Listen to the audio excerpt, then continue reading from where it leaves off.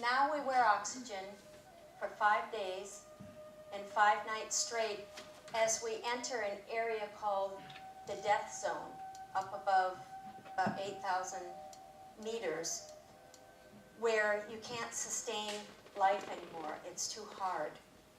It's also hard to sleep with that oxygen tank because you can't roll over when you're in bed at night. But now it was time for Summit Day, and for me, for many years, I'd been climbing that obstacle, that mental obstacle of MS in my life. And we all have our own mountains to climb. We all have them. And for me, this was a time to get beyond those obstacles and see what I could do in my life.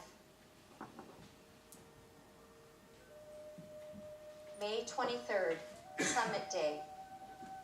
As we journey out into the blackness of night, our headlamps light up the sky like fireflies.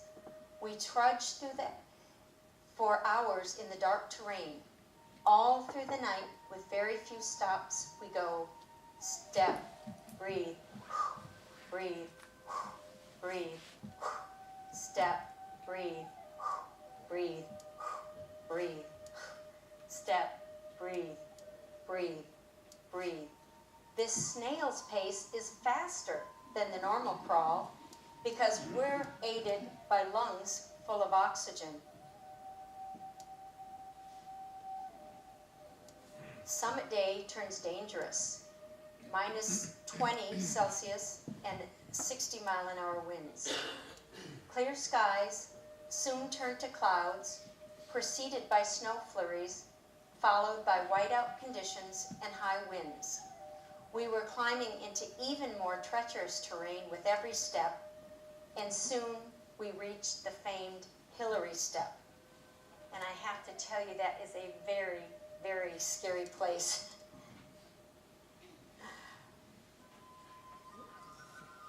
Summit Day continues. The weather was deteriorating quickly. We climbed over large boulders and crossed narrow rock ledges, dropping thousands of feet on each side. Yes, we were out for safety, clipped to a line that would catch us should we fall, but I think I would have died of a heart attack anyway. My brain screamed, "Don't let fear in."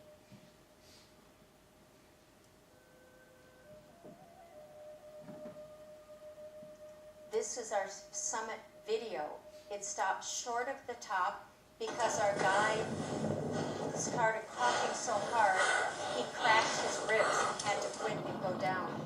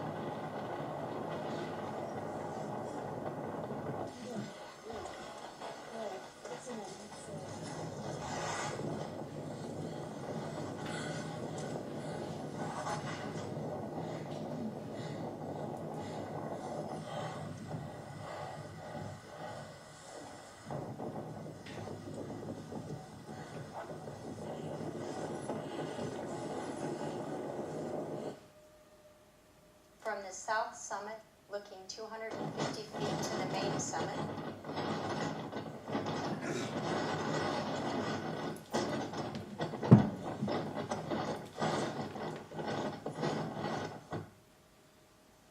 did you see it?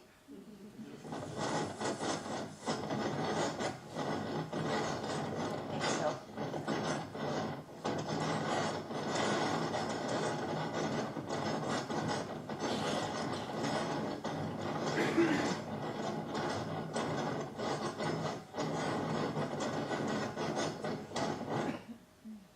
So the top of the world is right here, It drops 2,000 meters on this side, 2,000 meters on this side.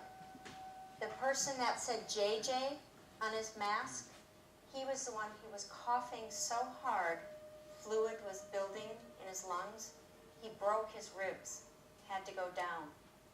Another guide, his feet got so cold, they took off his boots, warmed them on the belly of another climber.